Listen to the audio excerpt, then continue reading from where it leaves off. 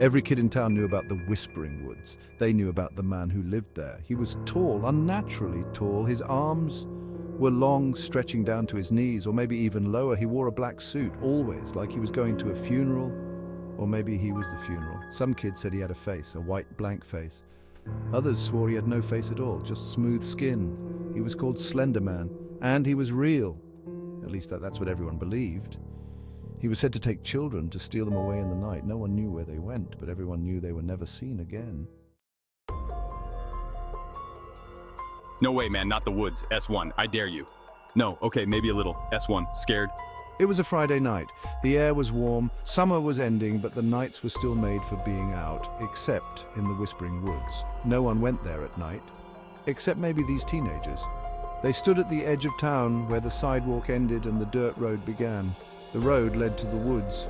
It was a dare, of course. It always was. Emma said, a smirk playing on her lips. She knew the woods were off limits. Everyone did. S1, double or nothing. Fine, but if I don't come back, I'm blaming you. Jake tried to sound brave. He really did. But his voice shook a little. It was impossible to ignore the legend of the Whispering Woods. The trees were like walls, dark, looming walls. The moonlight seemed to avoid this place. The air grew colder as they walked deeper into the woods.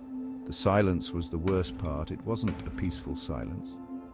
It was a heavy, watchful silence. Emma was trying to convince herself more than anyone else. She kicked at a pine cone, sending it skittering across the dirt path. S1, see, nothing here. Shh, did you hear that? Sarah whispered. She was the quiet one of the group, always had been. But her senses were sharp, she could feel it. Something was different here. Something wasn't right. Hear what? It's the woods. Things make noise. Jake said, trying to sound tough, but he was starting to wish he had stayed home. The path was disappearing, the trees seemed to be closing in on them. Their branches intertwined overhead, blocking out what little moonlight there was. The air was thick and still. It felt hard to breathe. I don't like this. Maybe we should go back. Narrator Emma said she was usually the brave one, but the woods were getting to her. They were getting to all of them. Yeah, maybe you're right. Jake agreed, relieved. He turned to go, but something stopped him, or rather someone. There at the end of the path stood a figure. It was tall, too tall, and thin, unnaturally thin. No one answered. They couldn't. The sight of the figure, tall and gaunt, sent shivers down their spines. The silence of the woods deepened, pressing in on them. Then they heard it. Whispers, soft at first, like the rustling of leaves, but the sound grew, swirling around them, seeming to come from everywhere and nowhere at once. The whispers were cold and menacing, sending chills down their spines. They couldn't make out any words, but the tone was clear. Leave now! He picked up a rock, a feeble attempt to arm himself, and hurled it towards the figure. It hit a tree with a dull thud. The whispers stopped. An eerie silence descended upon the woods once more, but then they heard it, a low chuckle. Deep and resonant, it seemed to vibrate in their chests. It was coming from the figure. It was a sound that spoke of amusement and menace in equal measure. The figure took a step closer. They could see it more clearly now. It was impossibly tall, its limbs elongated and grotesque. It wore a dark suit that seemed to blend into the shadows of the woods, and its face... The figure stepped into a patch of moonlight. They saw its face, or rather, they saw that it had no face, just smooth white skin. It was a blank canvas, devoid of any features. No eyes, no nose, no mouth. Just that terrifying, blank expanse. A collective gasp escaped the teenagers' lips. They stumbled back, their feet tripping over roots and undergrowth. Panic seized them. They had to get out of there. They turned and ran, their fear lending them speed. They crashed through the undergrowth, their breath catching in their throats. The silence of the woods was shattered by their panicked gasps and the frantic pounding of their hearts.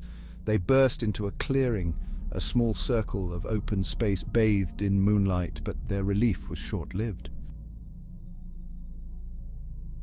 He was already there. Standing in the center of the clearing, tall and imposing, was the figure. He hadn't moved, not really. It was as if he had simply willed himself to be there in their path, waiting for them. They froze, their flight instinct battling with the sheer terror that rooted them to the spot. His lack of a face was unnerving, a void that seemed to suck in all light and hope. The air grew cold, biting at their skin. The whispers started again, softer this time, but no less menacing. They seemed to emanate from the figure itself, though his blank face remained utterly still. He was closer now. They could see the strange texture of his skin, like stretched, pale leather. They could sense the wrongness of him, a violation of the natural order of things.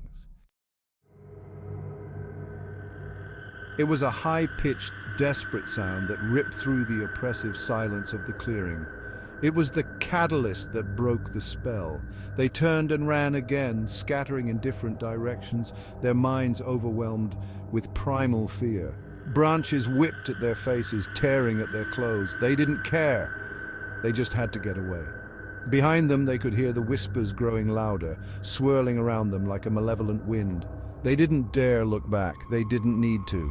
They could feel his presence, cold and relentless, pursuing them. S1.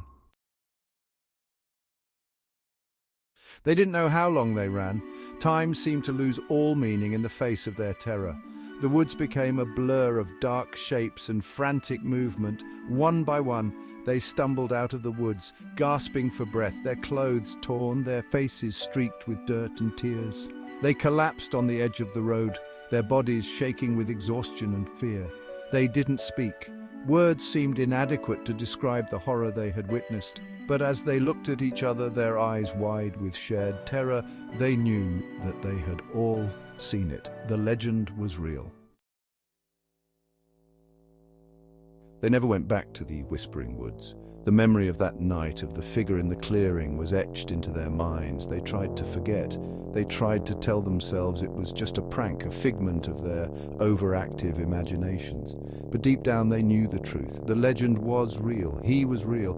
The Whispering Woods held its secrets close, shrouded in shadow and silence.